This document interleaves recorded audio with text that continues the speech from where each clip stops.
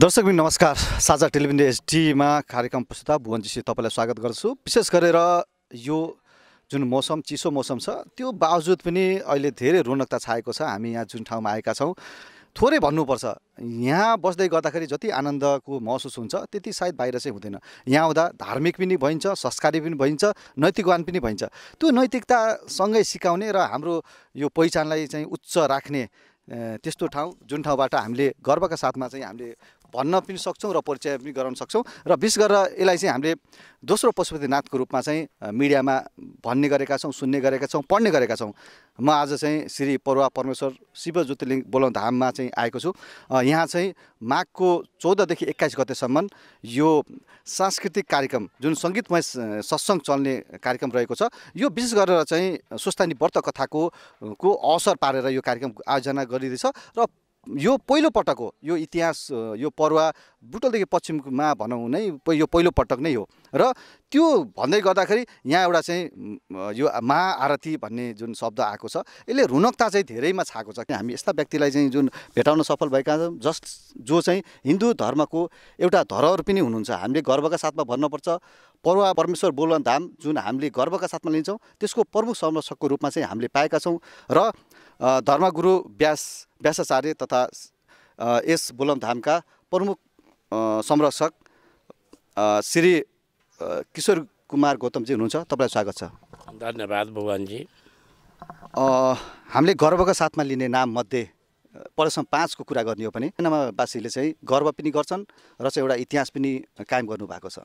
यो इतिहासलाई बचाइराख्नको लागि सैनमावासीले के गर्नुपर्छ पहिला त्यो बताइदिनुहोस्। वास्तवमा परुवा परमेश्वर शिव ज्योतिर्लिङ्ग बोलबम धाम स्वयं प्रकट हुने र ऐतिहासिक पुरातात्विक दृष्टिले महत्त्वपूर्ण यो एउटा स्थल हो र यो बोलबम धामको नामले प्रसिद्ध छ। नेपालकै परिप्रेक्ष्यमा चर्चा गर्नुपर्दा हाम्रो यो पश्चिमाञ्चलकै सबैभन्दा महत्त्वपूर्ण र शक्तिशाली शिवपीठका रूपमा बोलबम धाम रहिआएको छ। र वास्तवमा यहाँ धेरै अनुसन्धाताहरू रिसर्च गर्ने व्यक्तिहरू आउनुभयो र उहाँहरूले यहाँ भएको गणेशको मूर्ति, पार्वतीको मूर्ति, भगवान् शिवजीको भव्यतम ठुलो आकारको शिवलिङ्ग देखेर यो बडा ऐतिहासिक पुरातात्विक क्षेत्र हो भनेर उहाँहरूले भनिआउनु भएको छ। अब यस क्षेत्रको विकासको लागि सर्वप्रथमता यो सैनामैना नगरको महत्त्वपूर्ण भूमिका रहन्छ र सैनामैना नगरकै यो सम्पत्ति हो। र 2 नम्बर क्षेत्रको वास्तवमा यो आस्थाको धरोहर हो र नेपालकै परिप्रेक्ष्यमा भन्नुपर्दा मेची महाकाली भारत र अरू देशका श्रद्धालु भक्तजनहरू पनि धेरै पटक यहाँ आए। त्यसो हुनाले यो लाखौँ जनताहरूको आस्थाको केन्द्रबिन्दु बन्न गएको छ बोलबम धाम। र यो बोलबम धामलाई चौतर्फी विकासका लागि खास गरी नेपाल सरकार र स्थानीय यो यस क्षेत्रको सरकार पनि जुट्नुपर्छ। सैनामैना नगरपालिका पनि जुटिराखेको हामीले पाएका छौँ। त्यसो हुनाले यसको सर्वाङ्गीण विकास सर्वप्रथम सबैभन्दा महत्त्वपूर्ण कुरा यहाँको शिवलिङ्ग हुन् र यो शिवलिङ्गको संरक्षण गर्दै भव्यतम मन्दिर बनाउने र बाग बगैँचा उद्यान आदिको विकास गर्दै जाने, यात्रीहरू आउँदा बसोबासको व्यवस्था र नित्य निरन्तर भोजन भण्डाराको व्यवस्था गर्दै अनि यहाँ भविष्यमा गुरुकुल पनि राख्न सक्दा यो अझै यो बडा प्रसिद्धि यसले प्राप्त गरेर जान्छ। र यहाँ गर्नुपर्ने कामहरू धेरै छन्। अहिलेसम्म बिहान बेलुका बडा विधिवत रूपमा पूजा हुने गरेको छ। हामीहरूले गएको साउनमा आदरणीय आचार्य प्रवर पण्डित हाम्रो विष्णु गेवालीजी हुनुहुन्छ र उहाँकै प्रमुख आचार्यत्वमा महत्त्वपूर्ण साउनमा यो कोभिड हुँदाहुँदै पनि हामीहरूले महालघु रुद्राभिषेक गर्न सफल भयौँ। अब यसै गरी यही धामको विकासको लागि र प्रचार प्रसारकै लागि र लामो समयदेखि श्रद्धालु भक्तजनहरू घर घरमा बसेर बडा दिक्क हुनुभएको छ। परुवा परमेश्वर शिव ज्योतिर्लिङ्ग बोलबम धामलाई घरैबाट सम्झिराख्नु भएको छ। अब उहाँहरूलाई यसपटक हामीहरू खुल्ला रूपमा यो साझा टेलिभिजनको माध्यमद्वारा हजुरहरूको मार्फत हामी आमन्त्रण गर्न गइरहेका छौँ। र 14 गतेदेखि 21 गतेसम्म हाम्रो यहाँ बृहत् सत्सङ्ग समारोह, स्वस्थानी परमेश्वरीको व्रतकथा, विभिन्न कलाकारहरूद्वारा महत्त्वपूर्ण झाँकीको प्रस्तुति, राष्ट्रिय स्तरका आज समाज अस्वस्थ हुँदै गएको मानसिक अस्वस्थ जसलाई आदि भनिन्छ, शारीरिक अस्वस्थलाई व्याधि भनिन्छ, आदि व्याधिबाट मुक्त हुनको लागि योगका कार्यक्रमहरू पनि राखिएका छन्। राष्ट्रिय स्तरका योग प्रशिक्षक आउँदै हुनुहुन्छ र यो कार्यक्रमको वास्तवमा अगुवाई गर्नुभएको छ खास गरिकन पण्डित प्रवर आचार्य विष्णुप्रसाद गेवालीजी।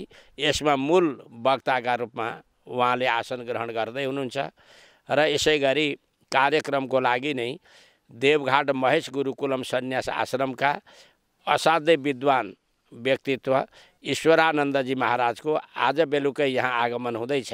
अरू सन्त महात्माहरूको पनि आउने सम्भावना छ। यसरी 14 गते बृहत बाजा गाजा सहितको शोभायात्रा र्याली जसमा हजारौँ भक्तजनहरू सहभागी हुनुहुनेछ र यो र्याली शोभायात्राको साथमा हाम्रो कार्यक्रम विधिवत रूपमा 1-1:30 बजेको बिचमा उद्घाटन गर्छौँ।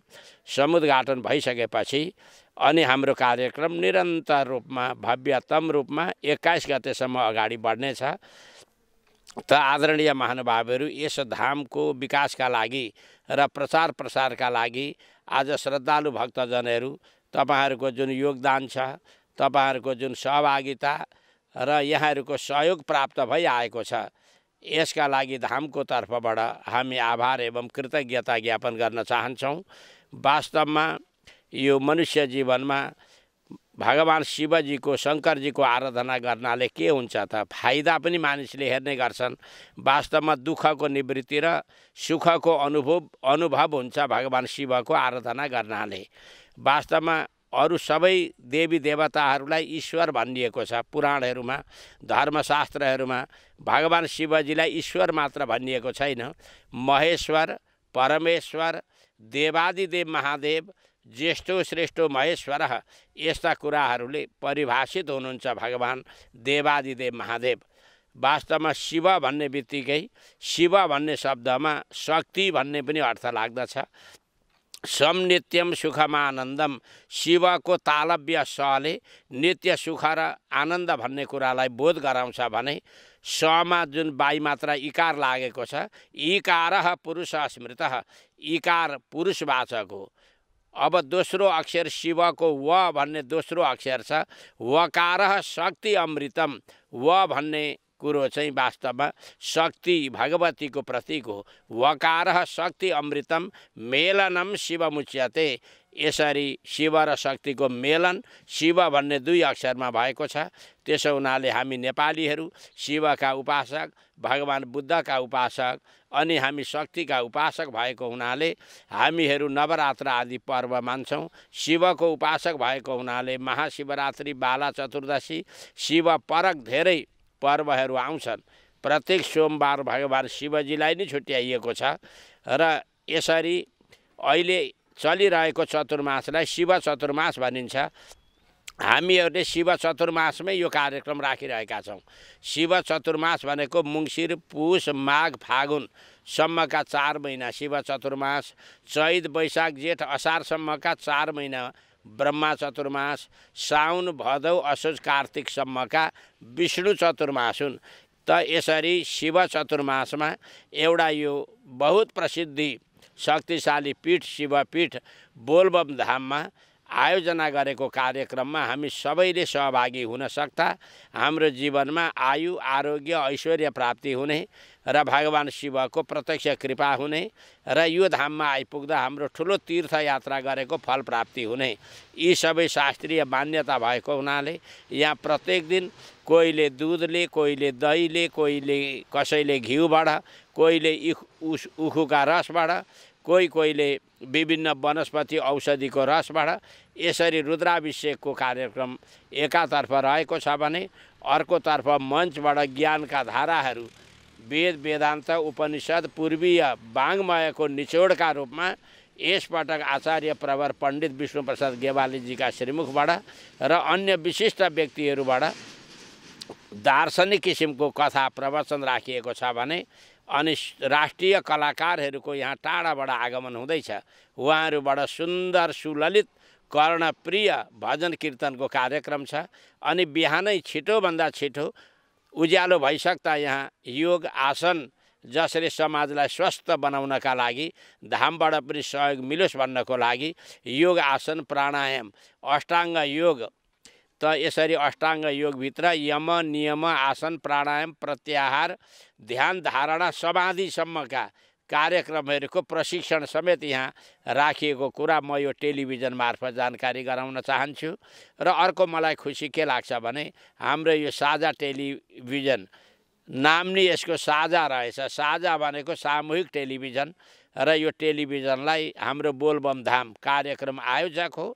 आयोजकले आफ्नो टेलिभिजन भनेर यसलाई ठुलो सम्मान प्रदान गरेको छ। आज स्वयं भुवन भाइ यहाँ आएर हाम्रा यी कुराहरूलाई समाज समक्ष पुर्याउनको लागि यहाँले जुन तत्परता देखाउनु भएको छ, भुवनजी सहित साझा टेलिभिजन युनिट सबैलाई नि म धामको तर्फबाट धन्यवादको साथसाथमा यो टेलिभिजन मार्फत तमाम श्रद्धालु भक्तजनहरू जो मेची महाकाली जहाँ जहाँ यो टेलिभिजन हेरेर बस्नु भएको छ, एकपटक अवश्य पनि बोलबम धाममा आउनुहोस्। सक्नुहुन्छ 14 गतेदेखि माघको 21 गतेसम्म हुने कार्यक्रममा हामी सरिक बनौँ। कथमचित तपाईँ सक्नु भएन, अलि टाढै हुनुहुन्छ, महाकाली बा मेचीतिर हुनुहुन्छ भने साउनमा आउनुहोस्। अघि पछि पनि अवश्य आएर यो धाममा आएर दर्शन गरेर आफ्नो जीवनलाई धन्य धन्य कृतकृत्य बनाउनुहोस् भनेर यो टेलिभिजनको मार्फत म यहाँहरू सबैलाई हात जोडेर विनम्रताका साथ म आमन्त्रण गर्न चाहन्छु। र हामीहरूलाई विश्वास छ यी दुईटा नगरीहरू बुटवल नगरी र यसै गरी सैना मैना नगरपालिकाका हजार हजार भक्तजनहरू अवश्य आएर यो धाममा शोभा बढाइदिनु हुनेछ। हाम्रो आमन्त्रणलाई स्वीकार गरिदिनु हुनेछ र हाम्रो साउनका जति पनि बोलबम यात्रीहरू हुनुहुन्छ तपाईहरू पनि सबै आफ्नो पोसाकबाट अथवा जे जस्तो पोसाकमा हुन सक्छ हजुरहरू आएर यो भव्यतम रूपमा आयोजना गरेको कार्यक्रममा सहभागी बनेर बोलबम धामको गरिमालाई अझै एक कदम अगाडि बढाउँ भनेर म आह्वान गर्दै मेरा बाणीहरू बोलबम धाम भगवानमा समर्पण गर्दछु। ओम नमः शिवाय। बोलबम।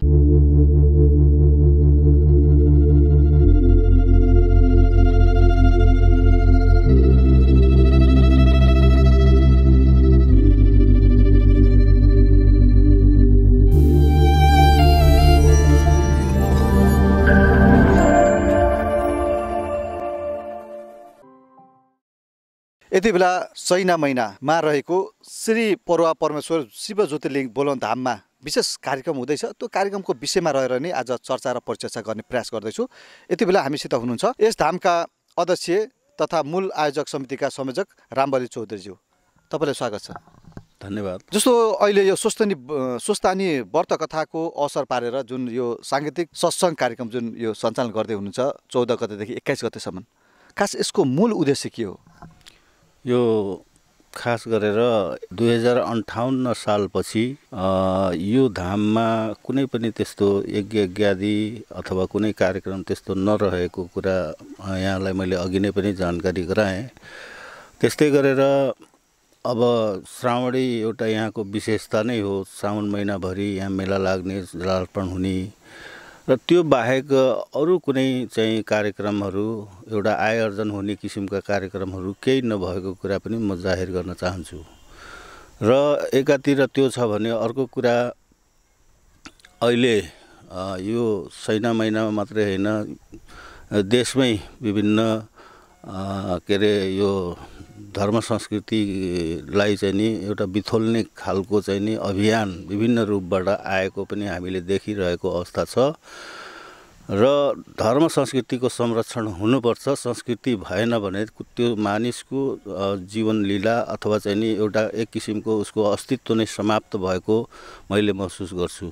किनभने ऊ कुन परम्पराबाट आएको हो, कसरी जन्मेको हो, कसरी हुर्केको, उसको अब पितृहरू अथवा उसका पिताहरू, उसका चाहिँ नि पुर्खाहरू को थिए भन्ने कुरा चाहिँ नि अर्को धर्ममा गइसकेपछि उसको समाप्त भएर जान्छ।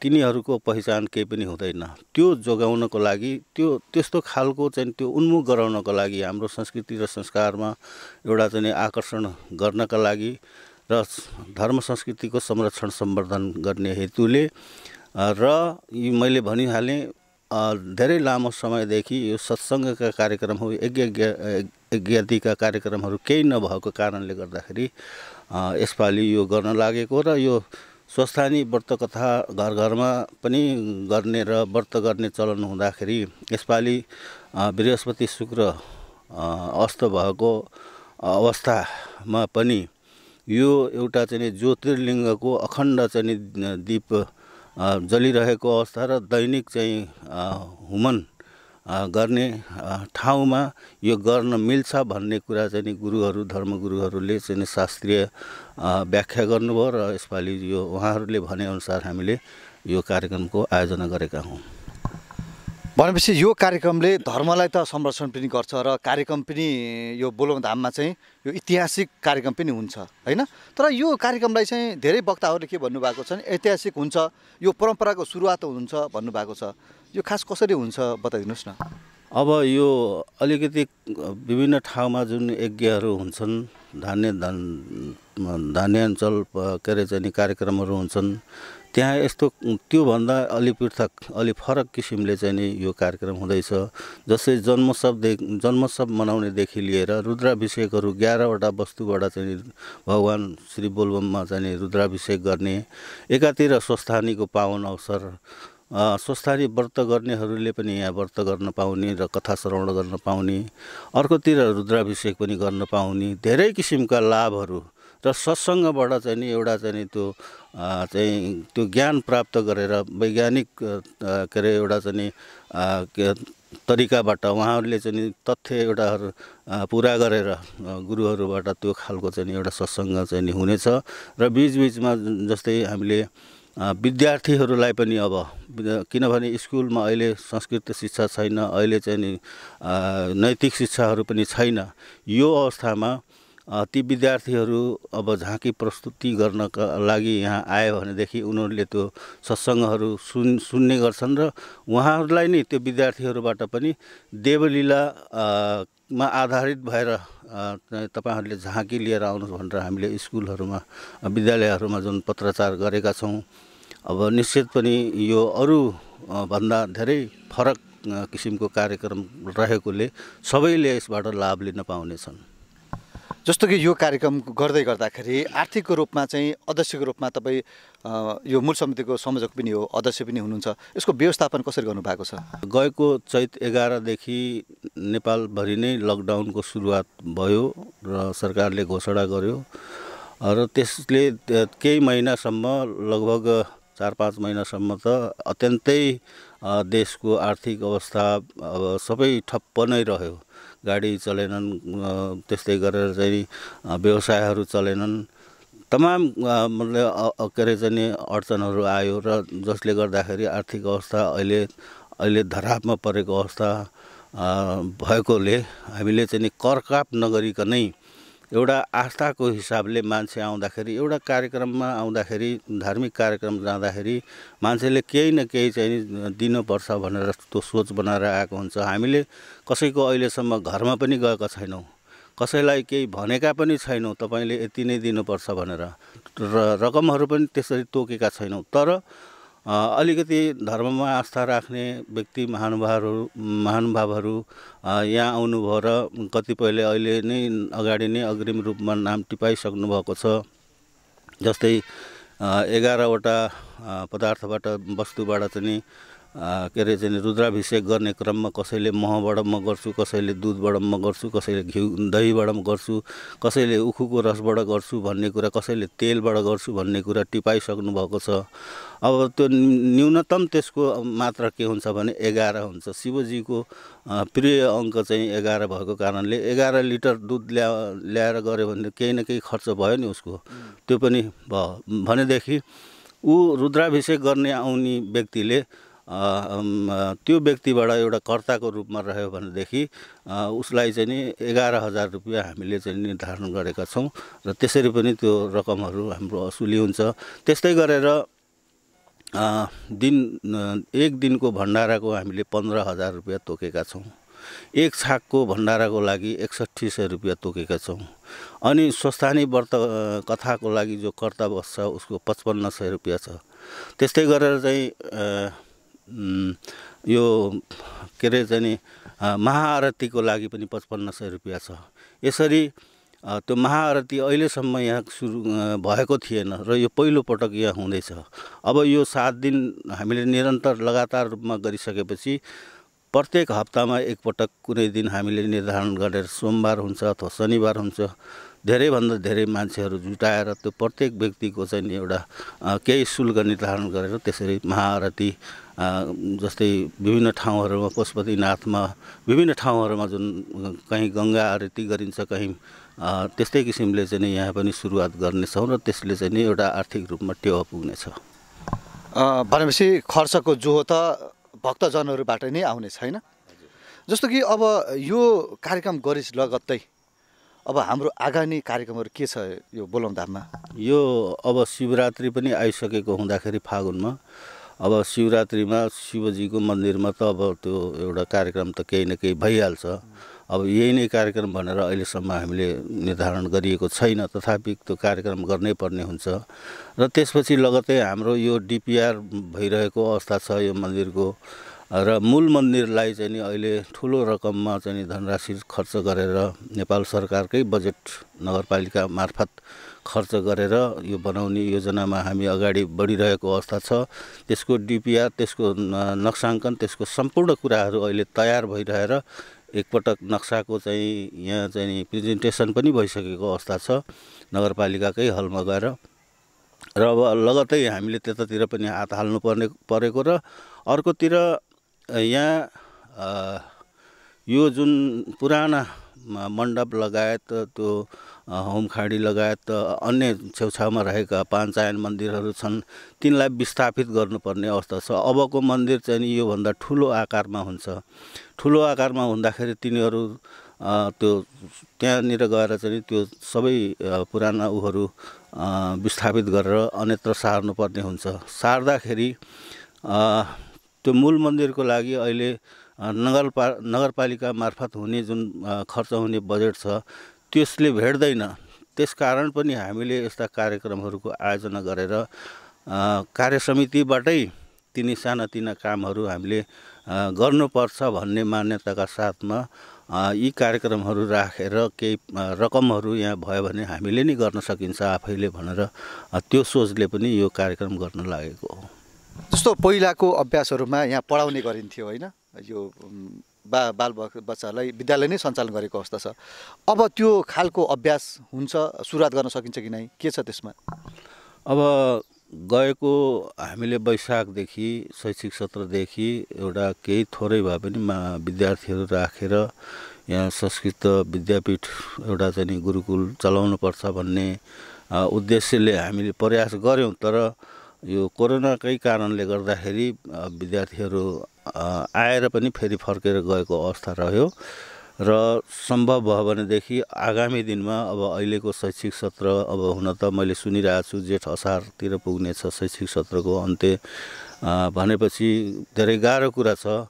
अहिले नै यही भइहाल्छ भन्न सकिँदैन। तथापि अब यसलाई बिस्तारै हामीले भवनहरू पनि तयार गरिसकेको अवस्था छ। केही 20-30 जना विद्यार्थीहरू अहिले पनि आयो भनेदेखि बस्न सक्ने अवस्था, सम्पूर्ण कुरा भौतिक पूर्वाधारहरू बनिसकेको अवस्था छ भने अब आउने दिनमा त्यसलाई हामीले चाहिँ नि बिस्तारै यो कोरोनाको कहर हट्दै जाँदा अथवा गइसकेपछि एउटा चाहिँ नि विधिवत रूपमा चाहिँ नि एउटा गुरुकुल आश्रम हामीले यहाँ बनाएर चाहिँ नि सञ्चालन गर्ने त्यो व्यवस्था हामीले मिलाउनेछौँ। कार्यक्रम चल्दै गर्दाखेरि नेपालमा बस्ने विदेशमा बस्ने व्यक्तिहरूले यदि चाहिँ मन्दिरलाई सहयोग गर्न चाहे, यो कार्यक्रमलाई सहयोग गर्न चाहे भने कसरी तपाईँहरू सामुन्ने त्यो सहयोग गर्न सक्छन्? उहाँहरूले त्यस्तो खालको सम्पर्क गर्नुभयो भने हामीले खाता नम्बर हामीले उपलब्ध गराइदिन्छौँ र त्यो खातामा हाम्रो कृषि विकास ब्याङ्क, नेपाल ब्याङ्क लगायत अन्य प्राइभेट ब्याङ्कहरूमा पनि खाता रहेको अवस्था छ। त्यसमा त्यो उपलब्ध गराइदिएर हामीले चाहिँ सर्वसुलभ गराइदिन्छौँ। धन्यवाद अध्यक्षज्यू। धन्यवाद। यति बेला हामीसँग श्री परुवा परमेश्वर शिव ज्योतिर्लिङ्ग बोलबमधामका अध्यक्ष तथा यस कार्यक्रमका मूल आयोजक समिति संयोजक रामबली चौधरीजी हुनुहुन्थ्यो। उहाँले यसको विषयमा धेरै कुरा चाहिँ बताउनु भएको छ र समग्रमा धर्म र संस्कृतिलाई बचाउने उत्तरदायित्व समितिको भन्दा पनि हामी हिन्दू धर्म मान्नेहरूको नै रहन्छ। विशेष गरेर यो कार्यक्रमलाई सफल पार्नको लागि सम्पूर्ण भक्तजनहरू यस कार्यक्रममा आइदिने, उपस्थिति भइदिने, आफूले सक्दो सहयोग गर्ने त्यो परम्परा गरिदिनु भयो भने, त्यो खालको चाहिँ अभ्यास गरिदिनु भयो भने पक्कै पनि यो कार्यक्रम भव्य रूपमा सफल हुनेछ। र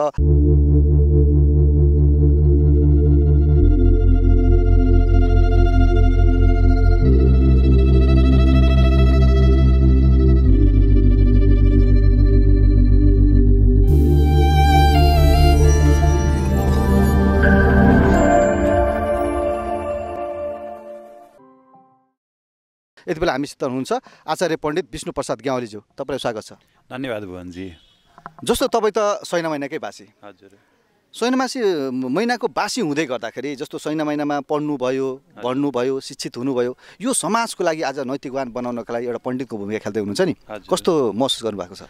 मलाई आनन्द के लागेको छ भने यही बोलबम धामबाट पहिलो संस्कृतको मैले सुरु गरेँ र आज यही बोलबम धाममै बसेर मैले समाजको लागि नैतिक र धार्मिक शिक्षा दिन पाउँदा म आफूलाई वास्तवमा जन्म लिएको नेपाल जननीको लागि सेवा गर्न पाएकोमा गर्वान्वित भएको छु।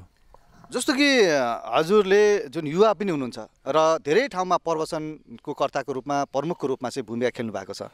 धेरैजना तपाईँको प्रवचन सुनेर चाहिँ प्रेरित हुने, जीवन परिवर्तन गर्ने खालको पनि छ। र यहाँ नयाँ एउटा चाहिँ स्वस्थानी व्रत कथाको अवसरमा जुन यो संस्कृतमय कार्यक्रम सुरुवात हुँदैछ नि, यो धेरैजना कन्फ्युज हुनुहुन्छ, के होला यो कार्यक्रम, यो कस्तो कार्यक्रम होला भनिन्छ।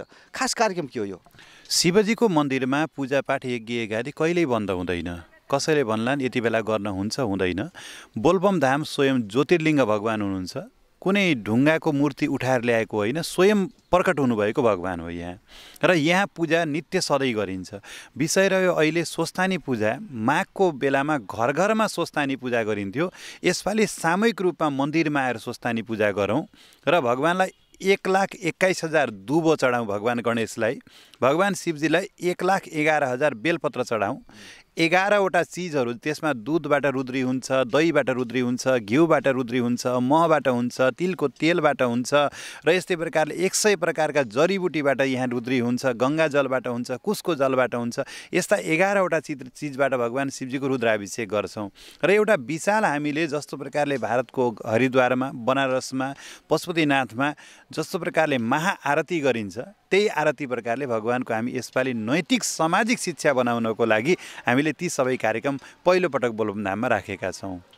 यसको महत्त्व भनौँ, यसको महत्त्व खास के छ? किन चाहिँ आउने भक्तजनहरू यो अहिलेको यो जुन कार्यक्रममा हो? विशेष गरी अहिले संसार रोगले पीडित भएको छ। विशेष गरी कोरोनाबाट पीडित छ व्यक्तिहरू र अन्य रोगबाट पीडित छ। हामीले 100 प्रकारका औषधिबाट भगवान शिवजीको हामीले पूजा गरेर भगवान शिवजीलाई 100वटा औषधिले भगवानलाई हामीले अभिषेक गरेपछि ती प्रत्येक व्यक्ति यहाँ आएर त्यो अभिषेक लिन आउनुपर्दछ।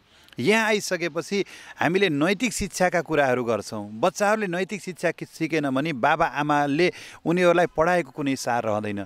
नैतिक शिक्षाको लागि आउने, धार्मिक ज्ञानको लागि आउने, यसको लागि हामीले नैतिक र सामाजिक सांस्कृतिक ज्ञान प्रदान गर्नको लागि यो कार्यक्रम हामीले आह्वान गरेका छौँ। जस्तो यो कार्यक्रममा जुन यसको खर्चको पाटोहरू छ हैन, यो व्यवस्था समितिले गर्ला, तर यो सोच चाहिँ कहाँबाट आयो? यो गर्नुपर्छ, हामी 1 महिना चल्ने कार्यक्रमलाई हामीले 14 देखि 21 गतेसम्म चाहिँ गर्दैछौँ हैन। यहाँ प्रसङ्ग के छ नि भुवनजी, अलिकति खर्चको प्रसङ्ग छ। यो सम्पूर्ण भक्तहरूले यो बोलबम धामलाई आजसम्म कसैले तिल दिनुभयो, कसैले इँटा दिनुभयो, कसैले सिमेन्ट दिनुभयो, कसैले पैसा दिनुभयो, कसैले मन दिनुभयो, कसैले वचन दिनुभयो। पत्रकारहरूले टेलिभिजनबाट चाहिँ उहाँहरूले क्यामेरा र स्टेसन दिनुभयो। यसरी चाहिँ चलिरहेको छ। र प्रसङ्ग अहिले के रह्यो त भन्दा यो कार्यक्रम कसरी, किन भन्ने प्रसङ्गमा सामाजिक विकासको लागि, सद्भावको लागि यो कार्यक्रम गर्नै पर्ने प्रसङ्ग भएको हुनाले यसपालि हामीले यो कार्यक्रम राखेका छौँ। धेरै भक्तहरू उत्साहित हुनुहुन्छ, हामी सबै पुगौँ, हामी सबै पुगौँ, मैले गएर दुबो टिप्छु, मैले गएर फुल टिप्छु, मैले गएर बेलपत्र टिप्छु भनेर धेरै भक्तहरूको नाम आइसकेको छ। र यसबाट पक्कै पनि समाज शिक्षित र संस्कारवान हुन्छ भन्ने हामीलाई विश्वास छ। जस्तो भक्तजनहरू धेरै प्रकारको हुनुहुन्छ। एउटा चाहिँ समय दिन सक्ने, एउटा पैसा लगानी गर्न सक्ने, एउटा प्रचार गर्न सक्ने, होइन सक्दो। यहाँ चाहिँ हामीले त्यस्तो के सहयोग गर्न सकिन्छ अथवा के गर्दा चाहिँ अहिलेको यो कार्यक्रमलाई सम्पन्न गर्न सकिन्छ भनेर यो टेलिभिजन हेर्दै गर्दा एउटा भक्तले सोच्यो भने त्यसको लागि के गर्न सक्छ? घरबाट तपाईँले दुबो टिपेर पठाउन सक्नुहुन्छ। तपाईँलाई लाग्छ अलिकति मैले पैसा पनि पठाउँ, त्यहाँ माइक टेन्ट छ, पूजा हुँदैछ, मेरो रुद्रीमा केही परोस् भन्ने चाहिँ पैसा पनि पठाउन सक्नुहुन्छ। र तपाईँलाई लाग्छ तपाईँ शिक्षक हुनुहुन्छ, तपाईँको विद्यालयबाट विद्यार्थीलाई यहाँ झाँकी प्रतियोगिता हुँदैछ। सैनामैना नगरपालिका मात्रै नभएर समग्र रूपन्देही जिल्लामै पहिलो पटक विद्यालय स्तरीय झाँकी प्रतियोगिता भनेको के त भन्दाखेरि तपाईँका छोरालाई शिवजी बनाएर ल्याउनुहोस्, पार्वती बनाएर ल्याउनुहोस्, नवराज ब्राह्मण बनाएर ल्याउनुहोस्, गोमा ब्राह्मणी बनाएर ल्याउनुहोस्। तपाईँले ती सबैलाई हामीले मूल्याङ्कन गरेर उचित पुरस्कार गर्ने विद्यालय स्तरीय झाँकी प्रतियोगिता राखिएको छ। तपाईँले मैले जन्मदिन मनाउँछु, मैले कसरी जन्मदिन मनाऊ, कलाकार बोलाउन सक्दिनँ, मैले माइक पाउँदिनँ, मैले जन्मदिन कसरी मनाऊ यदि भन्ने तपाईँलाई लागेको छ भने 14 गतेदेखि 21 गतेको बिचमा हाम्रो कार्यक्रममा आउनुहोस्। राष्ट्रिय स्तरका कलाकारहरूको साथ मञ्चमा राखेर तपाईँको भव्यताका साथमा हामीले निःशुल्क जन्मदिन मनाइदिन्छौँ। निःशुल्क जन्मदिन तपाईँलाई घरमा एउटा सामान्य केक काटेर तपाईँलाई जन्मदिन मनाउँदा 5-7 हजार खर्च भइजान्छ। यहाँ विशाल समाजको बिचमा, राष्ट्रिय कलाकारहरूका बिचमा तपाईँलाई आशीर्वाद दिएर भगवानको पूजा गरेर निःशुल्क हामीले जन्मदिन मनाइदिन्छौँ। यो समय कति बजेपछि र कति बजेसम्म गरिन्छ? यो साँझ हामीले ठिक 8 बजेको समयमा सबै जति पनि 14 देखि 21 गतेका बिचमा जसको जन्म पर्दैछ उहाँहरूको जन्मदिन मनाउने काम हामी साँझको 8 बजे गर्नेछौँ। भन्नुको मतलब परुवा बोलम धाममा होइन प्रमुख वक्ता होइन पण्डितबाट एकदम विधिवत रूपमा हिन्दू परम्परा अनुसार, किनकि हामी त बाहिरी अपनाएर छैन, अष्ट चिरञ्जीवीको पूजा गरेर भगवान शिवजीको अभिषेक गरेको जुन 100 प्रकारका जडीबुटीले हामीले अभिषेक गरेको त्यो जल छ त्यसबाट अभिषेक दिएर तपाईँको हामीले तपाईँ चिरञ्जीवी हुनुहोस्, तपाईँलाई रोग नलागोस्, कष्ट नलागोस् भनेर त्यो हजारौँ भक्तहरूका बिचले हजारौँ भक्तहरूले ताली बजाएर तपाईँलाई आशीर्वाद दिएर तपाईँको जन्मदिन मनाउँछौँ यसपालि। भनेपछि यो छोडी यो धर्मले चाहिँ हर परिवारको चाहिँ घरमा पनि जाँदैछ होइन? यो घर घरमा पुग्छ। धेरै भक्तहरू उत्साहित हुनुहुन्छ कि यसपालि म जन्मदिन मनाउँछु, यसपालि महाआरतीको म दर्शन गर्छु, यसपालि मेरा छोराछोरीहरू स्कुलको नेतृत्व पङ्क्ति तय गरेर विद्यालयबाट म बोलबम धाममा झाँकीमा मेरा छोराछोरीहरू जान्छन् भनेर यो अभियान हामीले घर घरमा पुर्याइएको छ। जस्तो यो कार्यक्रम गर्दै गर्दा अब हिन्दू धर्मको कुरा गरौँ, यो हिन्दू धर्मलाई यसले चाहिँ यो कार्यक्रमले भक्तजनहरू हुन्छ नि जो निराश हुनुहुन्छ, अहिले चाहिँ धेरै कार्यक्रमहरू धेरै व्यक्तिहरू चाहिँ अरू धर्ममा पनि लागेको खालको त्यस्तो खालको चाहिँ सुनिन्छ बाटोहरूमा चोकमा चिन्ता छ, त्योबाट यसले फाइदा पुर्याउँछ ती व्यक्तिहरूलाई? धेरैको जिज्ञासा छ हिन्दू धर्ममा रूढिवादी छ भन्नुहुन्छ, तर हामी यो कुरालाई बोलबम धाममा रूढिवादी छ, यसमा छुवाछुत छ या हामीलाई चाहिँ अपेलना गरिन्छ भन्ने समुदाय पनि यदि कोही छ भने म ती सबै वर्गलाई निवेदन गर्दछु, बोलबम धाममा आउनुहोस्, कर्ता बन्नुहोस्, पूजा गर्नुहोस्, भण्डारा सेवा गर्नुहोस्, तपाईँहरू आएर भगवानको सेवा गर्नुहोस्, एकपटक बोलबम धाममा त आउनुहोस्, एकपटक बोलबम धाममा आएर हेर्नुहोस्, तपाईँहरूलाई कस्तो लाग्छ यहाँको पूजा।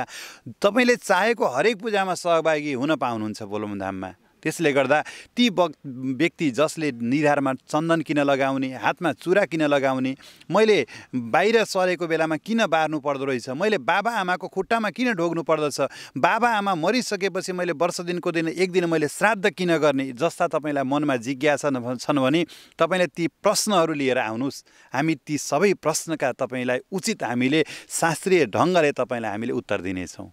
जस्तो यो जुन यो कार्यक्रममा सङ्गीतमय कार्यक्रम भनेको छ नि, यो सङ्गीतमय कार्यक्रम भन्नुको मतलब के हो, यसमा के रहन्छ? त्यस्तो सङ्गीतमय कार्यक्रम भन्नाले राष्ट्रिय स्तरका कलाकारहरू जो यसपालि सम्माननीय राष्ट्रपतिज्यूबाट नेपालका क्षेत्रमा यो धार्मिक झाँकी भनेको के बुझौँ भने अब कसैले झाँक्री भन्ने बुझ्नु होला, त्यो होइन। झाँकी भनेको भगवानको स्वरूप बनेर शिवजी बनेर कृष्ण बनेर जुन प्रकारको रोल गरिन्छ, नाटक भनिन्छ त्यसलाई नेपाली भाषामा। धार्मिक झाँकीका सन्दर्भमा राष्ट्रपतिबाट पुरस्कार गरिएका राष्ट्रिय स्तरका कलाकारहरू यहाँ आउँदै हुनुहुन्छ। उहाँहरूले भव्य भगवानका शिवजीका ती राक्षसहरूका विभिन्न रोल गर्नुहुनेछ भने राष्ट्रिय स्तरका भजन गायकहरूले यहाँबाट भव्य भजन प्रस्तुतिका कार्यक्रमहरू यहाँ 7 दिनपर्यन्त हुनेछ। भनेपछि यो कार्यक्रमले उत्साह पनि सँगै धर्मलाई प्रमोट पनि गर्छ, संरक्षण पनि गर्छ होइन? युवाहरूलाई र्याप भजनदेखि लिएर बुढाहरूलाई चुड्का भजन, बुढाबुढीहरूलाई वैदिक मन्त्रदेखि लिएर आमाहरूलाई स्वस्थानीको पूजा, योग गर्न चाहनेहरूको लागि योगको सेवा, जन्मदिन मनाउनेहरूका लागि जन्मदिन, रमाइलो गर्नेहरूको लागि विभिन्न प्रकारका झाँकी उत्सवका सहित आध्यात्मिक लाभ लिने यो कार्यक्रम एउटा समग्र प्याकेजका रूपमा आएको छ। जस्तो योग सिकाइन्छ अन्तर्राष्ट्रिय राष्ट्रिय होइन हजुर। अब परिषदबाट भन्ने कुरा छ नि, कति वर्षदेखि कति वर्षसम्म हुन्छ यो? यो योगको लागि अन्तर्राष्ट्रिय लेभलका जो स्वयं रामदेव स्वामीज्यूको आश्रममै बसेर योग सिकेका आदरणीय व्यक्तित्वबाट बिहान 5:30 देखि 7:30 बजेसम्मको हामी 2 घन्टा निःशुल्क, यसमा कुनै शुल्क लिने छैन। बोलबम धाममा सबै भक्त हुनुहुन्छ, तपाईँले स्वैच्छिक रूपले दिने कुरा अलग भयो। बोलबम धामलाई निःशुल्क रूपले हामीले 2 घन्टा बिहानको समयमा योगलाई हामी आह्वान गरेका छौँ, जसबाट तपाईँको शरीर स्वस्थ हुनेछ, मन स्वस्थ हुनेछ। तपाईँ चाहिँ सहायक वाचकको रूपमा या वक्ताको रूपमा हुनुहुन्छ कि प्रमुखको रूपमा हुनुहुन्छ? अब धामका प्रमुख संरक्षक समादरणीय धर्मगुरु व्यासाचार्य गुरु यस यज्ञका प्रमुख वक्ताका रूपमा हुनेछ र म यस यज्ञको सहायक वक्ताका रूपमा रहेको छु। किनकि नै गुरुले भर्खरै भन्नुभयो तपाईँलाई प्रमुखको रूपमा चाहिँ भनेर जानुभएको छ। गुरुले मलाई माया गर्नुहुन्छ, त्यही भएर।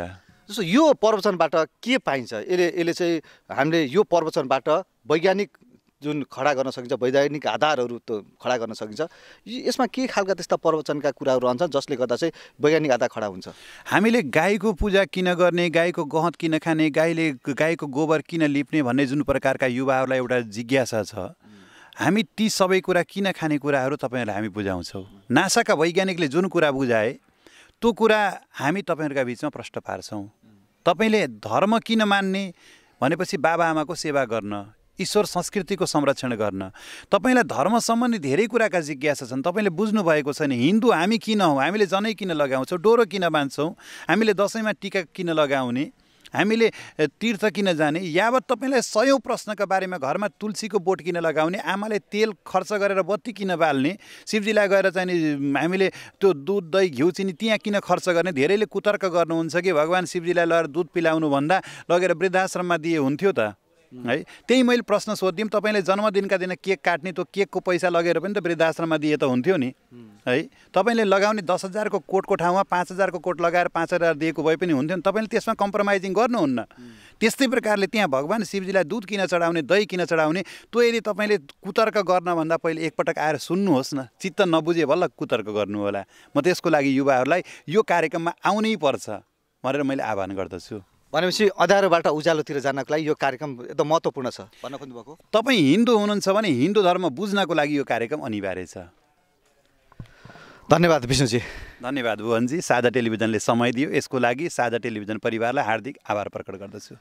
विशेष गरेर साझा टेलिभिजन एसडीले विशेष गरेर हाम्रो गुरु विष्णु प्रसाद गेवालीज्यूलाई हामीले आफ्नो प्रमुख वक्ताको रूपमा पनि हामीले चाहिँ प्रयास गरिरहेका छौँ उहाँलाई साझा टेलिभिजन एसडीमा ल्याउनको लागि, र उहाँका धेरै कुराहरू ज्ञानहरू चाहिँ धेरै सामु पुर्याउनको लागि जरुरी पनि छ। किनकि हामी भ्रमित छौँ, धर्मबाट थोरै टाढा छौँ, हाम्रो धर्मलाई प्रहार भएको छ, त्यसलाई कसरी संरक्षण गर्न सकिन्छ र त्यसलाई प्रबन्धन कसरी गर्न सकिन्छ र यसका गुणहरूलाई हाम्रो जीवनमा कसरी चाहिँ लागू गरेर आफ्नो जीवनलाई उच्च गराउन सकिन्छ भन्ने विषयमा रहेर फेरि प्रयासहरू हामीले गर्नेछौँ।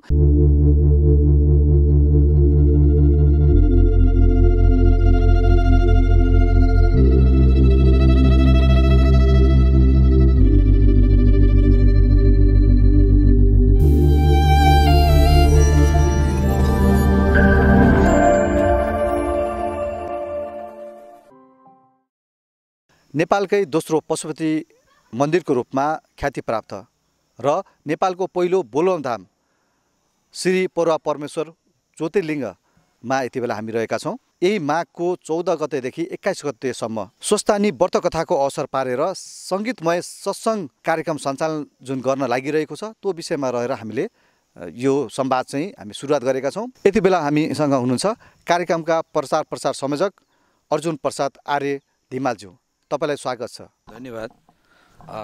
पहिला त तपाईँलाई यो साझा एडी टेलिभिजन हाम्रो यस सैनामैना नगरपालिकाबाट सञ्चालन भएकोमा यहाँहरूको उत्तर प्रगतिको हार्दिक शुभकामना पनि म दिन चाहन्छु। र अर्को कुरा भोजी, यहाँलाई विशेष गरेर यो टेलिभिजनलाई श्री परुवा परमेश्वर शिव ज्योतिर्लिङ्ग बोलबम धामसँग यो प्रार्थना गर्दछु, यहाँहरूको टेलिभिजन यो देशमा मात्रै नभएर अन्तर्राष्ट्रिय स्तरमा पनि व्यापक सञ्चालनको लागि र यो टेलिभिजन अन्तर्राष्ट्रिय रूपमा पनि व्यापक रूपमा फैलियोस् भन्ने श्री परुवा परमेश्वर शिव ज्योतिर्लिङ्ग बोलबम धामसँग म कामना पनि गर्दछु। प्रचार संयोजक हुनुहुन्छ। हजुर यो कार्यक्रम प्रचार गर्दै गर्दाखेरि हामीले यसको महत्त्व यो यहाँ किन आउने भन्ने विषयमा चाहिँ प्रश्न पारेको छ नि होइन? हजुर यसमा प्रश्न पारिएको छ। विशेष रूपमा हामीले सर्वप्रथम त हाम्रो यो देश नेपाल देवभूमि हो।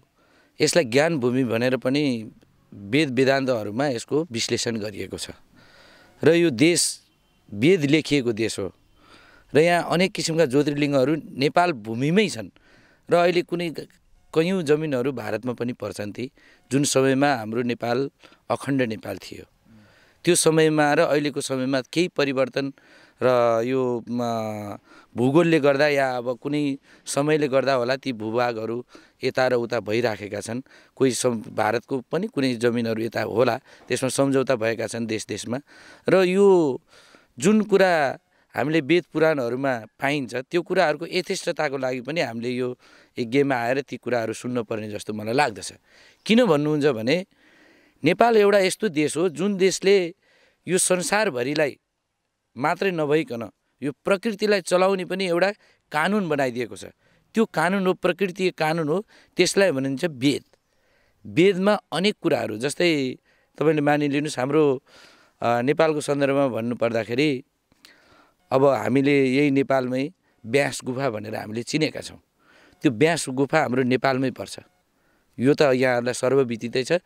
यो जगजाहेर भएको दुनियाँलाई जगजाहेर भएको कुरा। अर्को कुरा त्यहाँ वेद व्यासले वेद लेख्दै गर्दा त्यो पुस्तक लेखिसकेपछि अहिले जुन तपाईँ हाम्रो देशमा कालापानी लिम्पियाधुरा लिपुलेकको विवाद जुन भइराखेको छ नि, तपाईँलाई म एउटा यो कोड गर्नु होला हजुरले, यो भोलि काम लाग्ने कुराहरू हुन्। किनभने त्यो उल्लेख भएका कुराहरू शास्त्रमा जुन चिज उल्लेख छ हामीसँग त्यसको प्रमाण पनि छ। त्यो जुन लोकार्पणको जुन कार्यक्रम वेदको लोकार्पण जो कार्यक्रम भएको थियो त्यो लिम्पियाधुरा लिपुलेकमा भएको थियो। विशेष कुरा यो कहाँ लेखिएको छ यो कुराहरू? यो यसको प्रमाण छ हामीसँग। त्यो ठाउँले बताइराखेको छ, त्यो नासाले बताइराखेको छ, मैले बताइराखेको छैन। त्यो हाम्रा वेद पुराणहरूको ऋचाहरूमा लेखेका कुराहरूले बताइराखेको छ भुवनजी। मैले बोलेको छैन त्यो, म बोल्दिनँ। म बोल्ने कुराहरू नै यिनीहरूलाई नै आधार लिएर बोल्ने हो। म आफू स्वयंमा त्यति विज्ञतामा छैन। मेरो आधार भनेको जुन देशमा लेखिएको चिजहरूको जुन ज्ञानका पुस्तकहरू छन् त्यसैलाई आधार मानेर मैले बोल्ने हो। म बोल्ने होइन, त्यो पुस्तक बोल्ने हो। यदि यहाँहरूलाई त्यस्ता चिजहरू चाहिन्छन् भने यहाँहरू जोडिराख्नुहोस्। यस्ता सन्दर्भहरूमा हामी त्यसका उजागर पनि गर्दै जाने। हामीसँग प्रमाण छन्, हरेक चिजका मन्त्रका प्रमाण छन्, ऋचाहरूका प्रमाण छन्, यज्ञहरू कसरी गरिन्छ यसले गर्नका फलहरूको प्रमाण छन्, हवन किन गरिन्छ यसको प्रमाण छ, वैदिक कारण के हो, वैज्ञानिक कारण के हो, यसका हामीसँग हरेक किसिमका हामीसँग प्रमाण छन्। भन्नुको मतलब जस्तो यो कार्यक्रमले यी प्रमाणहरूलाई प्रवचनवाद हजुर हामीले यसको उद्देश्य नै यही राखेका छौँ। अहिलेसम्म एक किसिमले भुवनजी यो हाम्रो यो जुन कार्यक्रम छ यो ऐतिहासिक कार्यक्रम हुनेछ। यसको म प्रमाण हजुरलाई के दिन्छु भने आजसम्म तपाईँ हामीले कुनै पनि ठाउँमा यज्ञ इत्यादि अनुष्ठानहरू हुँदाखेरि भागवत पुराणहरूका कथा सुनिराखेका छौँ। हामीलाई अब यसपछि के कथा आउँछ भन्ने थाहा छ। अब गुरुले के कथा वाचन गर्नुहुन्छ, भोलि यति अध्यायको यो लीला आउँछ, यो फलानु श्रीकृष्णले यो गर्नुभयो, शिवजीले यावत कुराहरू त्यसमा कथामा आधारित भएर आउँछन्। तर हामीले यो पालिको कार्यक्रमलाई हामी किन ऐतिहासिक भनेका छौँ भने अहिलेको सन्दर्भ पनि त्यस्तै मिलेको छ। किन मिलेको छ भने विभिन्न ठाउँबाट यसको हामीले यो कार्यक्रम गरिरहँदा विरोध आइराखेको होला ठुल्ठुला गुरुहरूले। तर उहाँहरूलाई म विनम्र अनुरोध के गर्छु भने हामीले यो अनुष्ठान गरेका होइनौँ। यहाँ हामीले जुन दैनिक रूपमा हुने क्रियाकलापलाई केही विशेष रूपमा अगाडि बढाउन खोजिराखेका छौँ। जस्तै हाम्रो यहाँ बिहान बेलुका आरती हुन्छ, त्यसलाई हामीले केही रूपमा विशेष आरती गर्दैछौँ। किनभने यो ज्योतिर्लिङ्ग हो, यो पूजा रोक्न पाइन्न जेसुकै अवस्था आए पनि। हेर्नुहोस् तपाईँलाई एउटा सानो दृष्टान्त दिउँ। पहिलाको यो अब अन्यथा नजाओस् मेरो कुरालाई, भारतबाट पण्डा पुजारीहरू पशुपतिमा ल्याएर किन पूजा गर्न लगाइयो यसको एउटा सानो यहाँलाई म उदाहरण दिन्छु। पहिला राष्ट्र प्रमुखलाई राज्यभरिको अभिभावकको रूपमा लिइने गरिन्थ्यो, नम्बर 1। र राष्ट्र प्रमुखको निधन भयो, त्यति बेला राष्ट्र प्रमुख राजा हुनुहुन्थ्यो, श्री 5 महाराज धिराजहरू हुनुहुन्थ्यो। महाराज धिराजहरूको देहावसान हुँदाखेरि देशलाई पुरै नै यो वैदिक कुरा गर्दैछु है म। हाम्रो वैदिक सनातन धर्म अन्तर्गत पर्ने, हामी यो हिन्दू धर्म मान्ने धर्मावलम्बीहरूभित्र पर्ने कुरा गर्दैछु म। जस्तै हाम्रो पिताको देहान्त भयो भने हामीले त आशोज बार्छौँ नि त। राष्ट्र प्रमुखको देहान्त हुँदाखेरि त्यो आशोज बार्ने हुँदा देशभरिका मान्छेलाई त्यो आशोज लाग्ने भएको हुँदा आशोज लागेको मानिसले त्यहाँ पूजापाठ गर्नु हुँदैन भन्ने वैदिक मान्यता अनुसार हामीले विदेशबाट त्यही किसिमका पण्डा ल्याएर विशेष पूजा चलाउने चलन, त्यो पूजा रोक्न मिल्दैन, सुरुवात भएको। र त्यही अनुसारले कर्म गर्ने पनि पण्डितहरू अब त्यो बेलामा हाम्रो अब कसले चाहिँ यसलाई पशुपति, अब त्यो सन्दर्भ पछि यसका कुनै छलफल गरौँ होला। अहिले हामी विषय हाम्रै एकै विषयमा जाउँ, यसलाई नै म प्रश्न पार्छु। यो सानो दृष्टान्त मात्र मैले हजुरलाई दिएँ। यो यज्ञ हामीले विशेष गरेर जस्तै मानिलिनुहोस् तपाईँ, मन्त्रहरूमा के शक्ति छ, मन्त्रहरू जप गर्दा के हुन्छ, कुन समयमा कुन मन्त्र जप गर्ने, पुरुषले कुन मन्त्रहरू जप गर्ने, महिला नारी शक्तिले कुन मन्त्र जप गर्ने, मन्त्र जप गर्नुको कारण के हो, गायत्री मन्त्र जप गर्दा के हुन्छ, गायत्री मन्त्र किन यो चाहिँ रचना गरियो, के का लागि गरियो, र हामीले गायत्री मन्त्र किन जप गर्ने, अरू मन्त्र विशेष मन्त्रहरू छन्, शिवजीको मन्त्रले किन जप गर्ने, विशेष किसिमले हामीले मानिलिनुहोस् हामीलाई प्रत्येक देवी देवताहरूका छुट्टै छुट्टै किसिमका गायत्री मन्त्रहरू हुन्छन्। जस्तै मानिलिनुहोस् शिवजीको गायत्री मन्त्र छुट्टै छ, गणेशजीको गायत्री मन्त्र छुट्टै छ, लक्ष्मीको गायत्री मन्त्र छुट्टै छ। तर तपाईँ हामी सनातनीहरूको पनि गायत्री मन्त्र छुट्टै छुट्टै छ। तर अहिले हामीले मानिरहेको जुन गायत्री मन्त्रले जो लिड गर्छ त्यसले 3 लोकको लिड गर्छ, ओम भूर भुव स्व। त्यसमा मन्त्रहरूले के भनेको छ, किन भन्न खोज्यो यो, यसले यो मन्त्रले यो अक्षरले कुन कुन चिजलाई चाहिँ लिड गर्छ त, यसको कारण के हो, किन यी ऋचाहरू, किन यी मन्त्रहरूलाई हामीले उच्चारण गर्नुपर्ने त भन्ने कुराहरूको विशेष व्याख्या हुने कार्यक्रम भएको हुँदा यो कार्यक्रम त्यस मानेमा मैले ऐतिहासिक भनेको हुँ। र यो अहिलेसम्म इतिहासमा मलाई जहाँसम्म मैलेसम्म म यस्ता धार्मिक कार्यक्रमहरूमा धेरै ठाउँमा म उपस्थित भइसकेको छु, यहाँलाई नै सर्वविदित छ, जानी नजानी म लागिराखेको पनि छु। र मेरो अनुभवमा यस्ता यज्ञ यस्ता प्रवचनहरू विशेष गरेर अहिलेसम्म मलाई जहाँसम्म लाग्छ यस्ता भएका थिएनन्। यहाँहरूलाई म किन विशेष आह्वान गर्न चाहन्छु भने यसका महत्त्वहरू धेरै किसिमका छन्। यहाँ हामीले प्रवचन गर्दाखेरि विभिन्न किसिमका मन्त्रहरूका कारणहरू हैन, आफूलाई शरीरमा लाग्ने रोगहरू, के खाना कुन चाहिँ भोजन सेवन गर्दाखेरि शरीरलाई एक्सेप्ट गर्छ, ब्राह्मणको ब्लडमा के शक्ति हुन्छ, क्षेत्रीको ब्राह्मणमा के शक्ति हुन्छ, वैश्यहरूको ब्लडमा कस्तो चिज हुन्छ, शूद्रहरूकोमा कस्तो चिज हुन्छ, र उनीहरूले चाहिँ सेवन गर्ने चिजहरूमा नि कस्ता कस्ता चिज सेवन गर्दा त्यसले एक्सेप्ट गर्न सक्छ, ब्राह्मणहरूले कस्तो, त्यो चिजहरूका व्याख्या हुने हो वैज्ञानिक हिसाबले। त्यसका हामीसँग प्रुफहरू पनि छन्। यहाँहरूले अहिले विश्वले मानिरहेको त नासै हो, त्यहाँभन्दा विकल्प त छैन। तर त्यो नासालाई चलाउने पनि भेद हो, वेद भनेको फेद हो। त्यो प्रादुर्भाव कहाँबाट भयो भन्दा नेपालबाट। अब सन्दर्भवश कुनै समय मौका मिल्यो भने नेपाली हामी कस्ता हौँ भन्ने पनि व्याख्या गरौँला। हामी कसरी बस्न सकिन्छ नेपाली, हामी नेपाली कस्ता हुन, तपाईँलाई सानो उदाहरण दिन्छु। सुखदेव स्वामी उवाच, सुखदेव स्वामीले यसो भन्नुभयो उसो भन्नुभयो, यस्तो गर्नुभयो, यसरी कथा सुनाउनु भयो, हजुरहरूले कथा सुनिराख्नु भएको छ। सुखदेव स्वामीले, उहाँको जन्म भएको कहाँ, नेपालमा। सुखदेव स्वामी को, नेपाली। उहाँले भारतवर्षमा गएर, आजको कुरा हो, हामी नेपालीले गर्व गर्नुपर्ने कुरा, आजको कुरा हो, निर्धारण गरिदिएको छ त, प्रमाण छ, निर्धारण छ। सुखदेव स्वामीले भारतवर्षमा 88,000 सनकादिक ऋषिहरूलाई कोड गर्नुलाई, ऋषिहरूलाई भागवत सुनाउनु भएको थियो, कथा सुनाउनु भएको थियो, ज्ञान प्रवाह गर्नुभएको थियो। कहाँको व्यक्तिले, नेपालको व्यक्तिले। कति क्षमतावान हामी त्यहाँ, त्यस्तो व्यक्ति जुन ठाउँबाट जुन संसारलाई लिड गर्न सक्ने क्षमतावान व्यक्तिहरू, त्यस्ता चिजहरू, पुस्तकहरू सृष्टि गर्न सक्ने, रचना गर्न सक्ने चाहिँ व्यक्तिहरू जन्मिने यो नेपाल भूमिमा हामीले यो कार्यक्रम गर्न पाउँदा त मलाई चाहिँ एक किसिमको गर्व महसुस भइराखेको छ। पहिलाको कुरा गर्दै हुनुहुन्छ तपाईँले, पहिलातिर चाहिँ धर्मतिर धेरै चाहिँ आस्था थियो, धेरै चाहिँ केन्द्रीकृत हुन्थे, कार्यक्रममा आउने गर्थे। तर अहिले चाहिँ कम भएको छ। प्रचार गर्दा पनि भक्तजनहरू आउने क्रम र रोकिने क्रम चाहिँ छैन, र प्रवचन सुन्ने चाहिँ त्यो पहिला खालको जुन खालको थियो नि त्यो खालको छैन। यहाँ चाहिँ तपाईँहरूले चाहिँ यो कार्यक्रमलाई जुन तपाईँले भन्नुभयो नि, यस्ता कार्यक्रमहरू पाइन्छ, तपाईँ आउनुपर्छ भन्न खोज्नु भएको होइन। अब विशेष गरेर मैले यहाँहरूलाई के निवेदन गरौँ भने, यो मैले भन्न खोजेको होइन। मैले भन्न खोजेको के हो भने, नेपाल एउटा यस्तो देश हो, हामी त्यहाँभित्रका यस्ता हामी चाहिँ यहाँ बसेका छौँ। ती मानिसहरूले हामीले गर्नुपर्ने कर्तव्य के हो त्यो बोध गराउनको लागि पनि हामीले यस्ता यस्ता कार्यक्रमहरू सञ्चालन गरिराखेका छौँ। धेरै ठाउँमा हामीले यस्ता कार्यक्रमहरू सञ्चालन गर्छौँ, र यो विशेष गरेर हामीले यही ठाउँमा र यही मन्दिर व्यवस्थापन समितिले किन गर्न लाग्यो भन्दा यहाँ धेरै किसिमका अनुष्ठानहरू पनि भइसकेका छन्। हामीले आफूलाई बुझ्न सक्ने चाहिँ यो कार्यक्रमले केही राहत देला, किनभने हामीले अहिले पश्चिमा संस्कृतिहरूलाई बढी फोकस गरिराखेका छौँ। किन त्यसलाई फोकस गरिरहेका छौँ त्यो त अब म त्यो गौडका कुराहरू भए, र विशेष गरेर हामीले आफ्नै मौलिक संस्कृतिलाई नै बढी बढावा दियो भने आफू जन्मेको देश, राष्ट्र, राष्ट्रियताको लागि पनि राम्रो होला भन्ने उद्देश्यका साथ हामीले यो कार्यक्रम गरेका छौँ।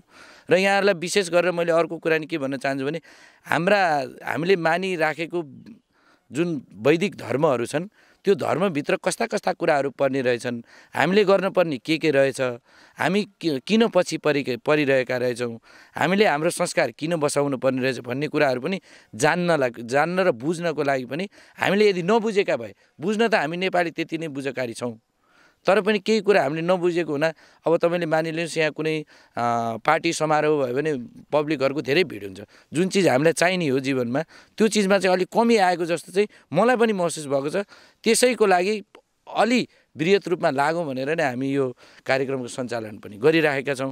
र विशेष गरेर यहाँ आउनुपर्ने भक्तजनहरूलाई विशेष आग्रह म के गर्छु भने, एकपटक यहाँहरूले यो कार्यक्रम अवलोकन गरिदिनुहोस्, मनन गरिदिनुहोस्, केही समय यहाँ बिताउनुहोस्।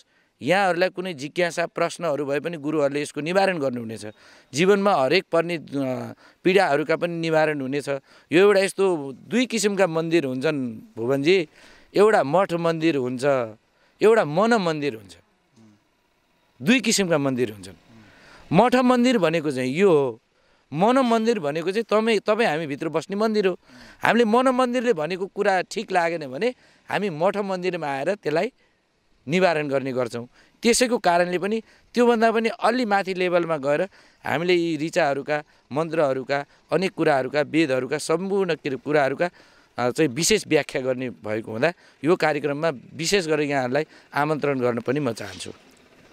अर्जुनजी, यो जुन हामीले 14 गतेदेखि 21 गतेसम्म यो कार्यक्रम सञ्चालन हुँदैछ नि, यो हरेक दिन आउन जरुरी छ कि तपाईँ आएर एकचोटि चाहिँ यसको विषयमा चाहिँ सुनिदिने हो? के छ खास युवाहरूको लागि चाहिँ त्यस्तो के छ, बालबालिकाको लागि त्यस्तो के छ, वृद्धहरूको लागि त्यस्तो के छ? यो विशेष गरेर सम्पूर्णलाई समग्रमा भन्ने हो भनेदेखि यो सम्पूर्णलाई एकै किसिमको सन्देश प्रवाह गरोस् भन्छु म। किनभने मानिस त बाल भए पनि बुढो भए पनि जीवन त जीवनै हो। यसलाई कसरी राम्रोसँग व्यतीत गर्ने भन्ने कुराहरू यो 7 दिनभित्रमा केही एक दिन मात्रै सुनेर हुन्न। यो विशेष गरेर हामीले यसलाई विशेष किसिमका, अब मानिलिनुहोस् तपाईँले आरती गर्दा के हुन्छ भनेर आरतीको समयमा त्यसको व्याख्या हुने भयो होइन।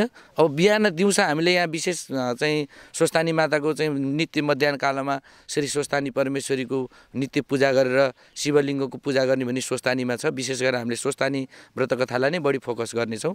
र त्यसको विशेषता के हो त भनेर त्यसको विशेषता पनि वैज्ञानिक पनि, वैदिक पनि, विज्ञानपरक पनि, वैदिकपरक पनि त्यसका व्याख्याहरू हुन्छन्।